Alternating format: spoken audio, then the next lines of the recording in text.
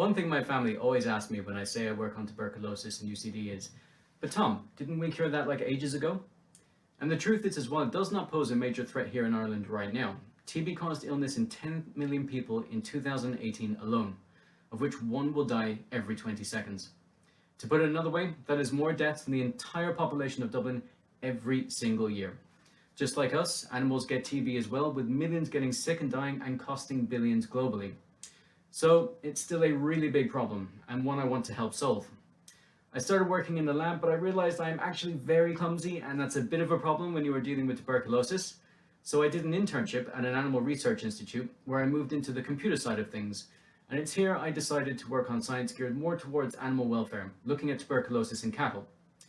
One very interesting phenomenon that I see is that most people, even you and me, may have been infected with TB but never got sick.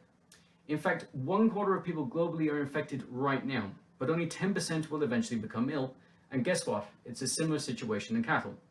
For example, Dolores the cow might get sick, but her best friend Deirdre, yes, cows actually have best friends, stays healthy, even though she has been heavily exposed. So a question I've been asking is, why do some individuals get TB, whereas others do not get TB? And can we study this phenomenon in cattle and use it to help humans as well? This is where I'm using networks to answer the question. When Dolores here in the red becomes infected with TB inside her lungs, the Chuck Norrises of the immune system, macrophages, are the first cells to respond, which is exactly what happens in you and me as well. But instead of machine guns and roundhouse kicks, macrophages use genes to fight tuberculosis, and we can detect which genes they use. Some of these genes interact with many others, and we can show this using a gene interaction network, where genes are dots and interactions are lines. Think of it as a social network on Instagram, where each gene is a person and each interaction shows who follows who. You can see here that one is followed by many people, much like an influencer.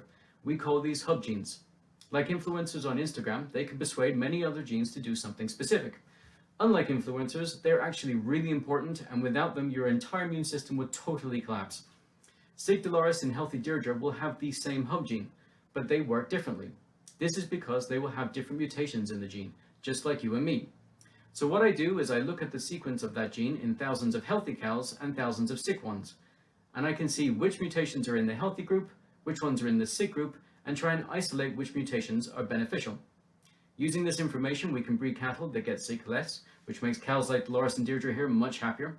We can save a lot of money for farmers around the country.